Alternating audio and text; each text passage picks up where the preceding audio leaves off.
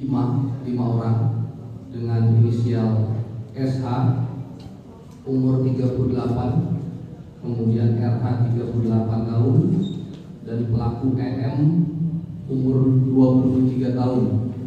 Kemudian untuk pelaku UH dan YH masing-masing 22 tahun dan 32 tahun.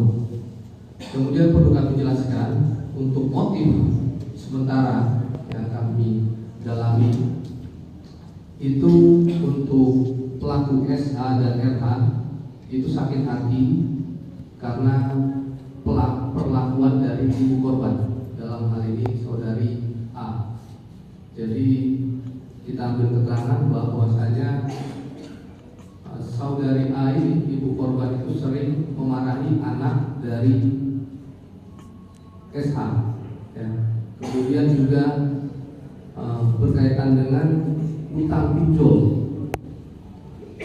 Jadi SH dan RH ini memiliki utang pinjol dengan menggunakan aplikasi atau identitas dari saudari A, ibu korban.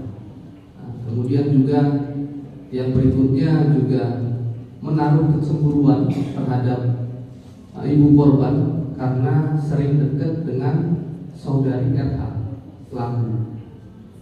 Ini untuk pelaku ini memiliki penyimpangan, ya, masih kita dalami penyimpangan seks untuk hubungan sama jenis, ya.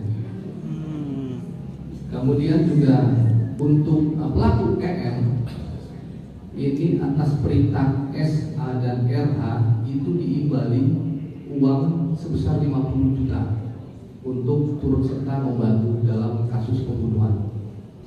Kemudian untuk dua orang pelaku yang laki-laki UH dan YH ini atas perintah SH dan RH itu membantu korban untuk membuang mayat korban. Ulangi, membantu pelaku untuk membuang mayat korban itu diberikan imbalan sebesar 100.000, masing-masing 100.000. Kemudian ada pun saksi-saksi yang sudah kami periksa, baik tersangka maupun saksi korban dan saksi yang ada di TKP itu sebanyak 15 orang, 5 tersangka dan 10 lagi saksi. Kemudian barang bukti bisa rekan-rekan lihat sendiri, ada satu potong pakaian perhiasan yang digunakan oleh korban. Kemudian juga ada satu lakban yang terpasang di wajah korban. Kemudian satu dus HP yang dimiliki oleh ibu korban sendiri. Kemudian satu buah gunting. Kemudian sepeda motor, beberapa sepeda motor. Kemudian juga untuk yang terakhir berkaitan dengan pasal yang disangkakan terhadap 5 orang daripada pelaku itu di Undang-Undang Nomor 23 Tahun 2002 tentang Perlindungan Anak di pasal 80 ayat 3, kemudian dengan ancaman hukuman 15 tahun penjara dan denda sebanyak 3 miliar. Sedangkan untuk 2 orang pelaku itu nanti kita contohkan di pasal 55, dan ini akan diberikan sanksi yang terberat dan sudah kami komunikasikan dengan kejaksaan kita untuk sanksi ujung ancaman maksimal, ya, hukuman maksimal nantinya, dan kita sudah koordinasi dengan kejaksaan dalam hal ini di dalam penuntutannya. Mungkin sementara itu ya. Pelaku, jadi 3 orang pelaku ini sudah merencanakan 1 bulan sebelumnya berkaitan dengan pembunuhan ini. Jadi yang disasar awalnya memang saudari A, ibu korban, karena yang tadi latar belakangnya motifnya tadi, kemudian berubah untuk target, akhirnya direncanakan APH tadi, untuk anak APH tadi, korban direncanakan. Kemudian untuk psikolog masih kita dalami, masih kita panggil juga psikolog, karena memang saat pemeriksaan awal sendiri pelaku ini berbelit-belit dan keterangannya juga berubah-ubah, masih kita dalami. Sementara yang final tadi malam sudah kita pemeriksaan lanjutan, dan apabila ada perkembangan nanti kami infokan lebih lanjut. Kita juga berkoordinasi dengan kejaksaan bahwa penerapan pasal terkait pasal 82 ayat 3 ini kan penganiayaan yang mengakibatkan anak meninggal. Ya. Di sini walaupun ancaman hukumannya 15 tahun, di situ kan ada denda juga 3 miliar. Otomatis dia tidak bisa membayar, dia akan ditambahkan sepertiga dari hukumannya itu. Ya. Dari kejaksaan juga sudah berkoordinasi dengan kami, bukan hanya terkait 15 tahun, itu akan ditutup semaksimal mungkin dan bisa sampai kepada hukuman mati. Ya, kita hanya mengikuti aturan hukumnya terkait masalah adanya spesialis, jadi kita mengutamakan spesialisnya seperti itu. Kemudian yang kedua tadi terkait masalah peran. Jadi untuk perannya ini seperti yang disampaikan oleh Pak Kapolres sebelumnya bahwa mereka sudah merencanakan ini 1 bulan sebelumnya, dan sasaran yang pertama itu saudara dari korban. Namun karena tidak terlaksana di hari Minggu sebelum kejadian tanggal 17 itu juga sudah merencanakan untuk mengeksekusi si korban ini, sehingga pada tanggal 17 itu jadi lokasi tempat eksekusinya itu atau tempat mereka membunuh korban ini itu sebelahan kamar. Jadi posisinya itu kontrakan kamar-kamar itu hanya sebelahan. Mungkin jaraknya itu hanya sekitar 5 langkah dari kamar korban ke tempat yang sekarang itu dipakai sebagai gudang. Ya, jadi untuk pelaku SA dan EM itu sudah bersembunyi di situ mengintai. Ya, ketika ibu korban si A ini keluar, langsung disampaikan itu sudah keluar. Kemudian anaknya itu diambil, dibawa ke gudang itu. Pada saat sampai di gudang, itu mulut korban ditutup pakai tangan, ya, dibekap karena si korban yang melawan digigit, akhirnya ditutup menggunakan lakban dulu di mulut. Di situ sudah dieksekusi, dipukul menggunakan subreker, ini ada subreker juga di belakang.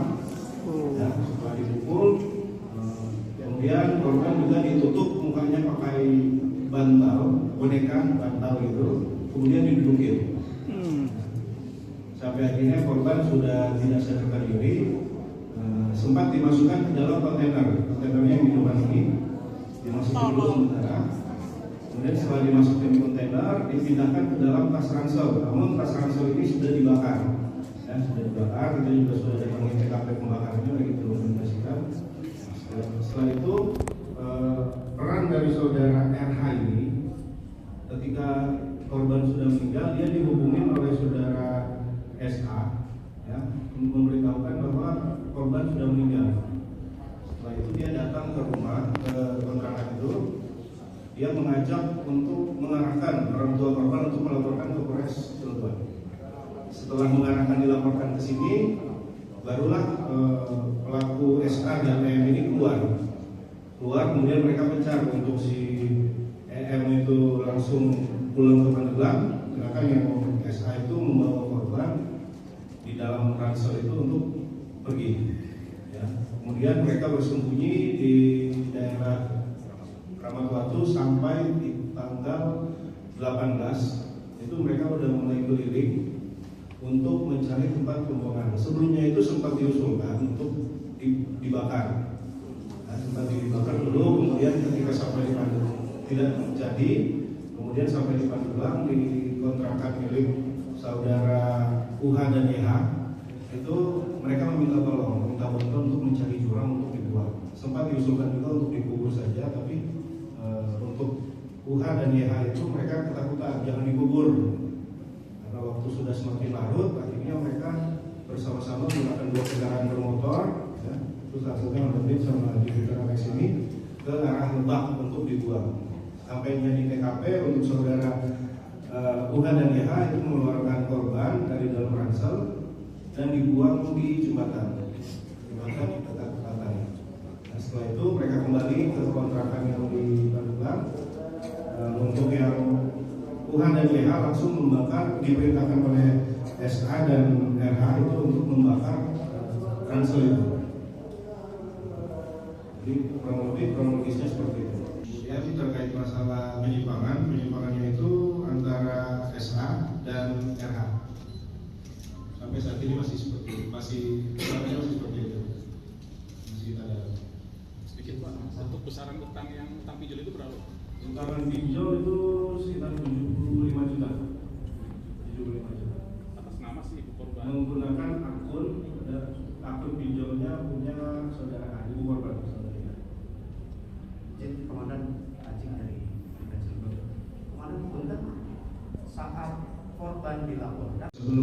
Sebelumnya, jadi kalau kita runtuh ke belakang, memang ibu korban si A dengan tukang martabak itu sempat juga ada utang piutang, ya.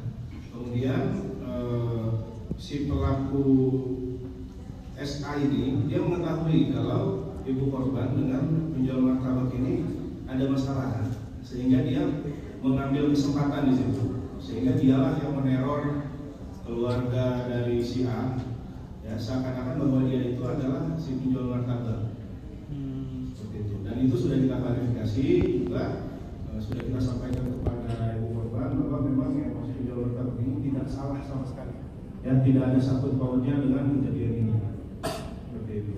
Dan memang pada saat seperti yang tadi saya jelaskan, pada saat mengetahui bahwa info bahwa si pelaku ini, si korban ini sudah hilang di tanggal 17, si RH inilah yang mengiring terus sampai juga melapor ke sini, kemudian juga mereka juga sempat datang ke rumah sakit, ya, jadi seakan-akan tidak ada yang terjadi.